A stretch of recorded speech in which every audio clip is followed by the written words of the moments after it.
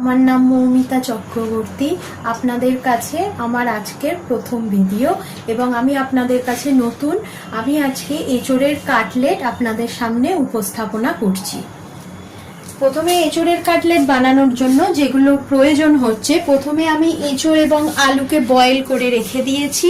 এরপরেও লাগছে আদা বাটা, ধনে পাতা, লঙ্কা কুচো, ভাজা মশলা, জিরে, চিনি, নুন, বিস্কুটের গুঁড়ো, লঙ্কা গুঁড়ো এবং কর্নফ্লাওয়ার। কর্নফ্লাওয়ারের মধ্যে সামান্য গোলমরিচ এবং নুন দিয়ে কর্নফ্লাওয়ারটাকে জলে গুলে নিতে হবে। প্রথমে দেখুন আমি কড়াইতে তেল দিয়েছি। এতে একটু প্রথমে জিরে ফোড়ন এবং লঙ্কা কুচো দিয়ে প্রথমে এঁচোড়ের যেটা বয়েল করে রেখেছি এঁচোড় এবং আলু ওটা দিয়ে দিতে হবে। এরপর সমস্ত মশলা একটু করে দিতে হবে। প্রথমেই আমি দিচ্ছি এখানে কাশ্মীরি লাল লঙ্কার গুঁড়ো। আপনারা লঙ্কাটা পরিমাণ বুঝে দেবেন। মিষ্টি আপনারা যে যেমন মিষ্টি খান সেই দাম বুঝে দেবেন অবশ্যই। এরপর আমি দিচ্ছি ভাজা মশলা। এটা আমি ঘরে বানিয়েছি, এটা চাইলে আমি ডেসক্রিপশন বক্সে পরে দিয়ে দেবো। এবং আদা বাটা,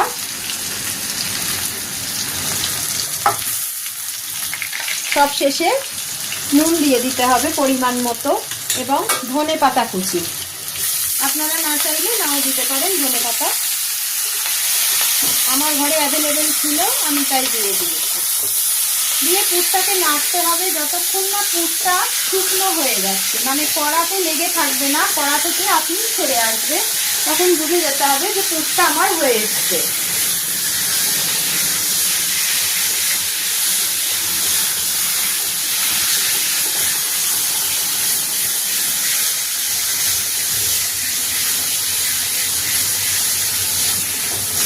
খুব বেশি টাইম লাগবে না। এই রেসিপিটা আপনারা ট্রাই করতে পারেন সন্ধ্যেবেলায় চায়ের সাথে, স্ন্যাক্সে বা বিকেল বেলায় জল খাবারে আপনারা এটা ট্রাই অবশ্যই করতে পারেন।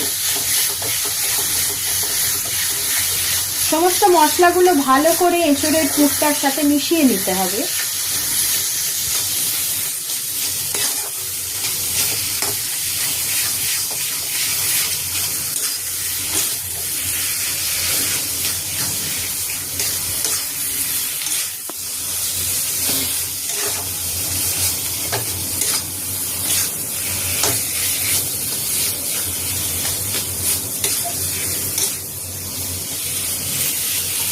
পুরটা মনে হচ্ছে হয়ে এসছে।